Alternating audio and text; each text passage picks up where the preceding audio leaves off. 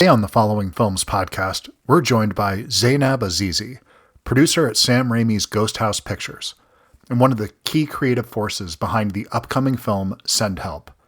We talk about working inside Raimi's production company, developing elevated genre films, and what it's really like collaborating with one of the most iconic voices in modern horror. From behind-the-scenes process to navigating the studio system. This is a conversation about making bold films and surviving the chaos that comes with them. Hope you enjoy the show. How are you today? I'm good. I'm nervous. I'm just very nervous. With the movie coming out, you're just Yeah. okay. So Yeah, when are you able to relax and breathe? Is it after opening weekend, or it's kind of out of your hands at this point? There's nothing you can do. it's out of my hands at this point. I would say maybe mid-February I could relax. Well, you have literally everything that you could ask for is working in your favor at this point. So if you could if you rubbed that lamp that's behind you right now and said, okay, this is the director I want, this is the cast I want, this is pretty damn close to what I would imagine you would have wished for this film. Yes. Now I have to rub the genie lamp and summon people to come to the theaters. Please buy a ticket. Well, I'm on board. Can I think that there's a ton of people that want a film like this. I mean, Sam Raimi returning to genre filmmaking, that's on itself is fantastic. Then you have Rachel McAdams in a role like this. I mean, it's a story that looks like it's going to be a lot of fun, Yes. but it's not going to pull punches. So I'm just excited. I rarely would do an interview like this without having seen the film. Okay. But it's your story is the reason that I wanted to talk to you, because I think you have a really unusual and interesting story that is not, and I think that's important though, because it's something you don't see a lot in that. And I think I just wanted to talk a little bit about how you ended up here and how you ended up from Maryland to working for Sam Raimi. What was that? How did that come together? Well, you see that genie lamp? No, I'm just kidding. I'm from Maryland. Yep. I loved movies, reading, and I loved horror films since I was 6 years old. Okay. Um, so I was a little weirdo, and I never knew I could have a future in film until I moved to LA, Okay. and it all happened by accident. I was working a marketing job, and a talent agency called me for an opening as the assistant in the marketing department. And I just did all of this research and I realized, oh my goodness, I could start working in this business and I could start in the mailroom. And that's how a lot of these books were Yeah. teaching me because I was reading all of these incredible books about making it, quote unquote, making it in Hollywood.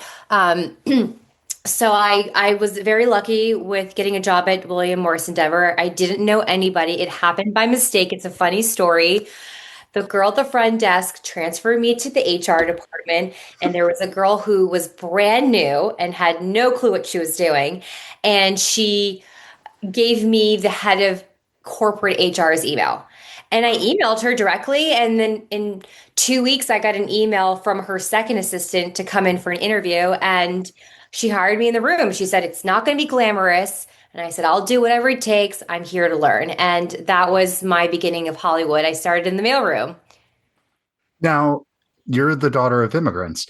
And Yes. so I love hearing people and their perspective on what their families thought of when you were Yes. moving to Los Angeles from Maryland, and then you're working in a mailroom. At what point did they have they gotten comfortable with your life yet, or did they expect something different for you? You know, I think a lot of, I could say Middle Eastern, but I think it applies to many, many immigrant families. You want your child to become a doctor, a lawyer. Sure. But I've been very lucky. My mother and father always believed in me and always said whatever makes you really happy. I think they were a little confused as to what I did exactly, but they were extremely supportive. So I was very lucky. Um, and I also think like my upbringing of like just working really hard helped me become the person that I am today. I've had a job since I was 14 years old. I've never had anything handed to me, so I've worked twice as hard, and I think those work ethics helped me become who I am and where I am today. Of course. And you couldn't have imagined as a teenage weirdo, as you put it, enjoy, Yeah. because I'm from Delaware.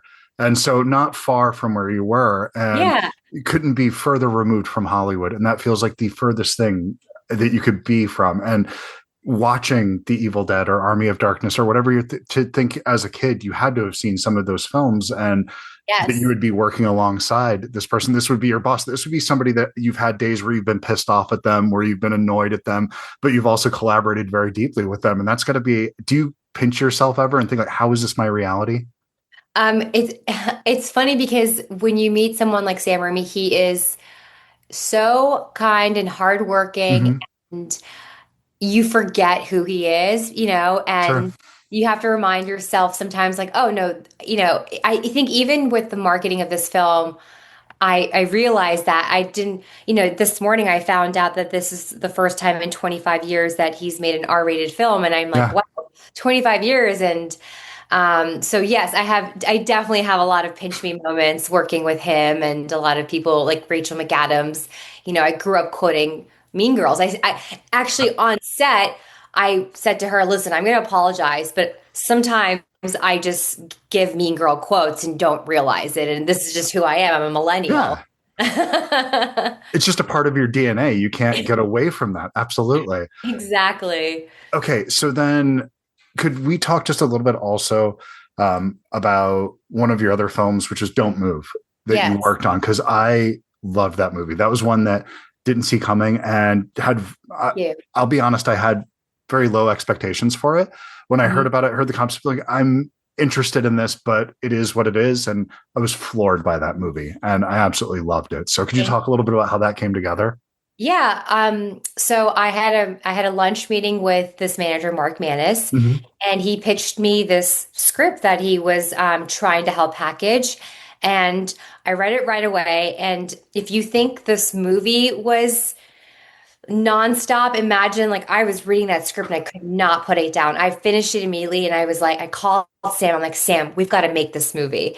And honestly, that one happened so fast. Like within a year, we were in production in Bulgaria. So Oh, we were wow. able to secure financing.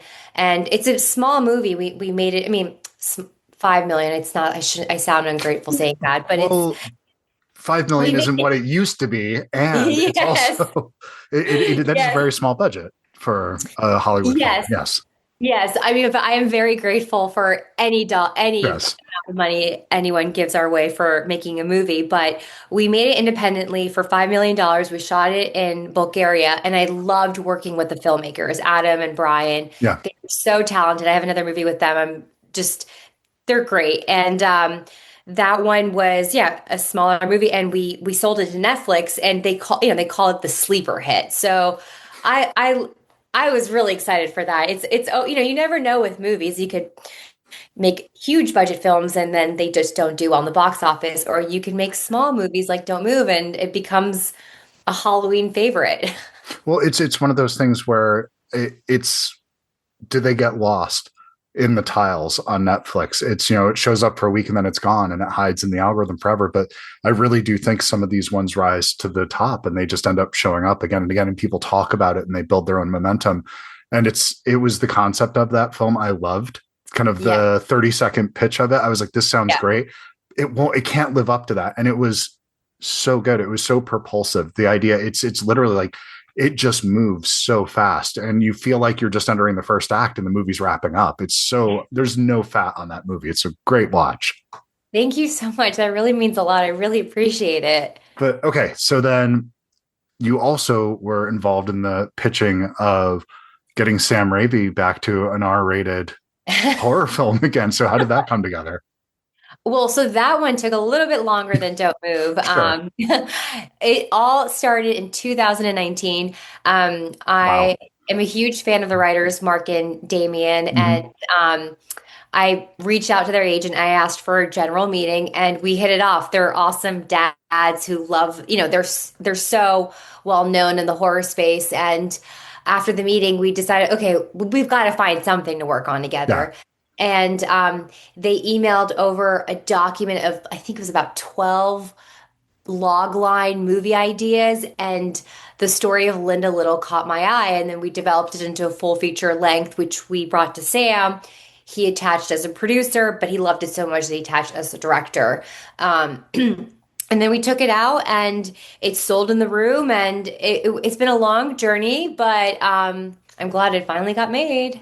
So you're 5 years from that meeting to today, or 6 year. How far are you now at this point? It's six, I think 6.5 years. That's a huge portion of your life that you've been staring at this film. So how do you kind of square that? How do you get comfortable with that idea that it is out of your hands at this point? You can't go make those adjustments. It's done.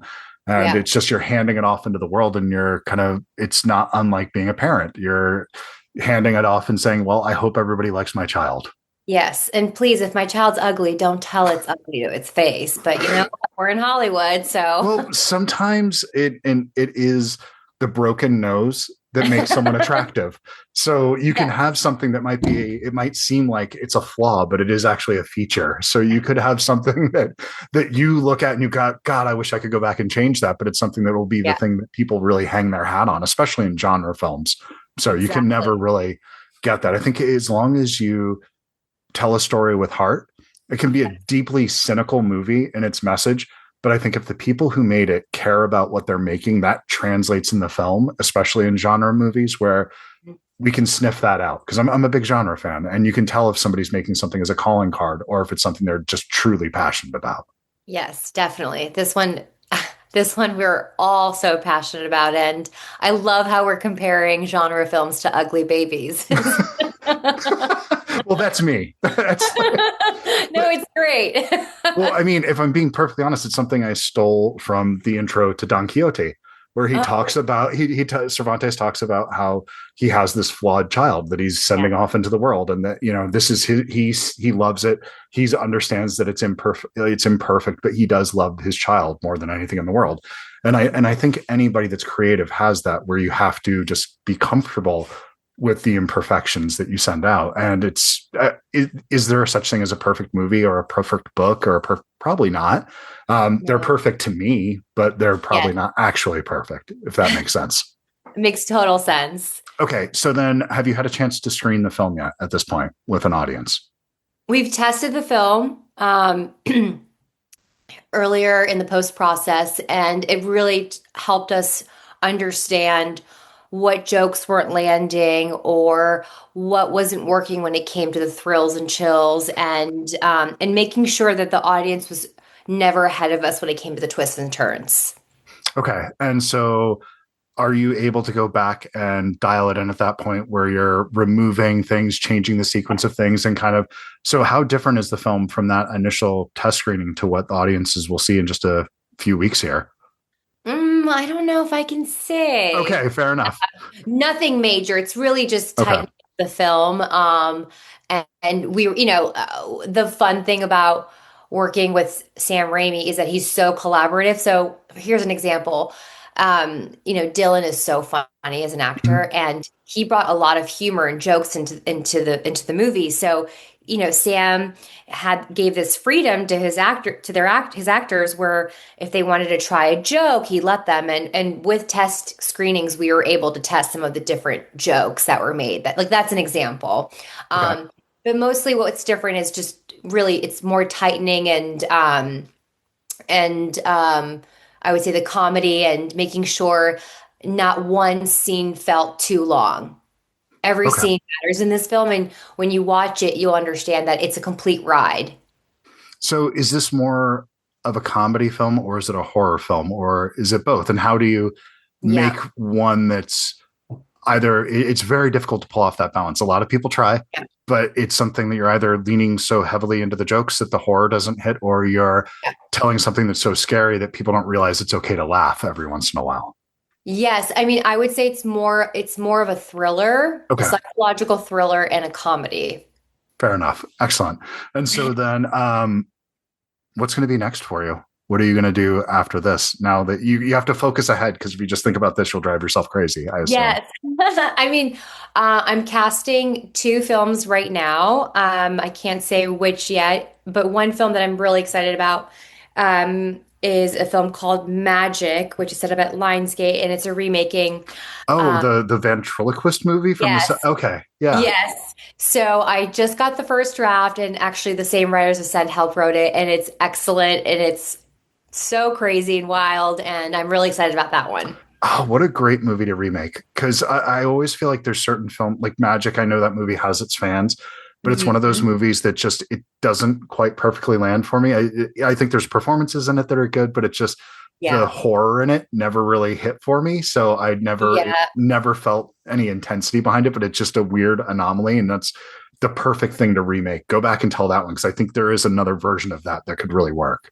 definitely. And even the female role, I think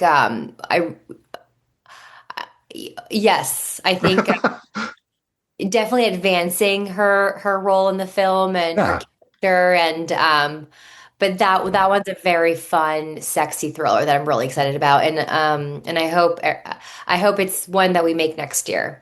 very nice. Excellent. And so, okay, last question for you. The painting that's behind you right now, I know people can't see this, but is that you? No, it's not me. Okay, I love collecting art, and I got this at the Melrose Flea Market. that is beautiful. I really like that a lot. So Thank you so much. it was one of those, I'm glad it's not you because it's just that sometimes there's so much talent that people have that it's just fucking irritating. And that would have been one of those moments where it'd been like, oh, and she paints as well. Okay, great. Fantastic. Of course. Why not? No, I love art in all shapes and form, and but this one was a great find at the Melrose Flea Market for $100. Nice. Oh, wow. I think just the paint alone and the canvas is worth way more than that, so it was a steal. Very nice. Excellent. So then I guess the actual last question for you, do you have plans on directing your own stuff at some point? Is that the ultimate goal? What's so interesting is that Sam Raimi always, he always asks me that question, and even on set, he would be teaching me a lot of his tricks, and from the director's standpoint. But right now, I'm very happy to be producing. I Okay. love being able to support other people's visions. And I also love working on multiple projects at once. What I think when you direct, you're married to that one project for X amount of years. But I'm always open to everything. I think everyone should be in this business. You never know. I could be a farmer one day, or I could be a director. Who knows? I'm just here for the ride. I think that's important to be open to the opportunities that present themselves in whatever field you are. Exactly. The most interesting people I meet are people that their careers have kind of had that winding path and they kind of have those. Oh yeah, there was that 6 months where I was bartending in Alaska, and then I was like I was fishing over here for a year and a half, and then I was teaching in Bulgaria. And you're like, those are the fascinating people that have a life that was really well led. And yeah, follow whatever that thing is by all means. So yeah, I congratulations though. You've got a movie that I'm really excited to see, and I've really enjoyed a lot of your work so far. So I mean, I'm expecting nothing but wonderful things from you. So Oh, congratulations. thank you. Crossing fingers. And if I were to recommend one thing, Yeah. if you enjoy 40X, watch the film in 40X. It's going to be out in 3D, 40X, and ScreenX, but 40X is my favorite. Okay. So did you do this movie has some from the trailer it appears to have some body horror elements to it. Were Mhm. you focused on the smell elements in this at all with the What I will say is that there's only good smells okay. in the All right, 40 in good. 40X. Okay. Very good. There are so many opportunities for like the smells of fish, and Sam really wanted stinky shoes. You'll see that the shoes have a own, but 40X, they need a lot of time to create new scents, and but it's still a fun ride.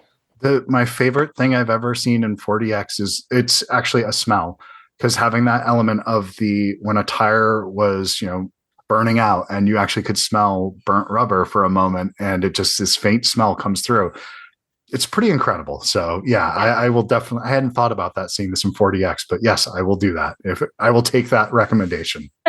Awesome. Well, Well, thank you thank so much for taking the time to do this. I appreciate it. It was a pleasure to you. meet you. So great meeting you, and I can't wait to hear what you think of the film. I will follow up and let you know because I'm excited to see it. So you have a minimum of 2 tickets opening night. I'll be there. So Yes, every ticket counts. Thank you. Have absolutely. a great day. Thank you.